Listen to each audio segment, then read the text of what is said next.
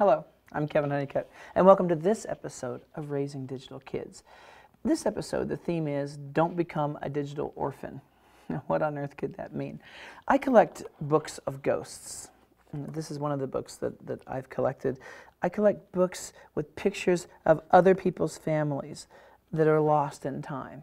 I find them in antique stores, and their eyes peer out at me, and I wonder who they are and who they were. In some cases, there's a name, and I could start researching.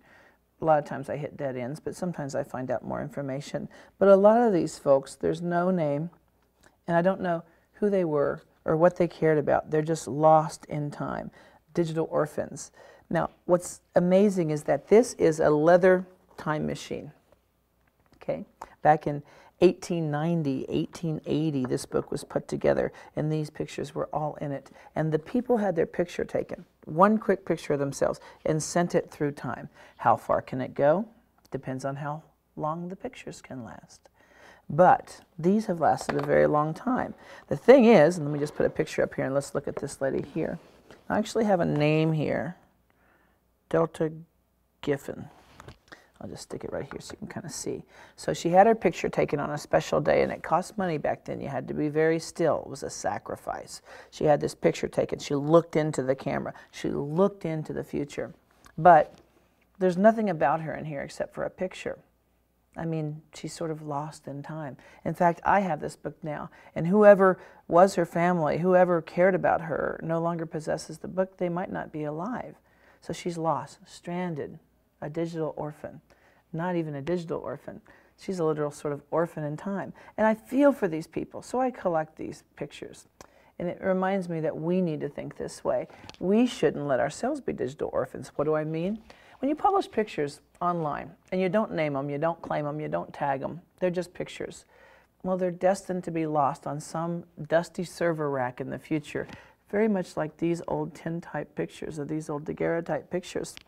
I don't want this to happen to us.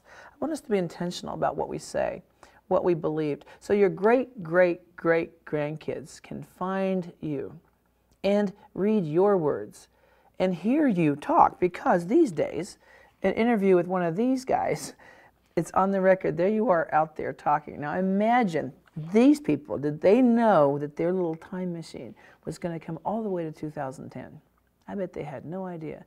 They probably figured these pictures would be looked at by their family for the next generation. Wow, these things can go a long way. What I want to make sure is that you guys and your kids don't sort of become digital orphans lost in time, that your great-great-great-grandkids can know who you are, because that's so doable now, so affordable. And think about it. Back in the old days, you had to be rich or famous to be archived in this way. Presidents and tyrants, their stories are known. But by and large, the poor people through history, their stories just disappeared. I mean, we found the pyramids and the pharaohs long before we started looking at the homes and the humble dwellings of the workers who built the pyramids. It doesn't have to be that way anymore. So as you're sitting down talking to your kids about the things they publish online, have an eye toward this digital legacy, this sort of how you want to be seen in the future, and what voice do you want to speak with. It's an interesting thing to talk about with your kids. It's an interesting mental exercise to go through. Thanks for watching this episode of Raising Digital Kids.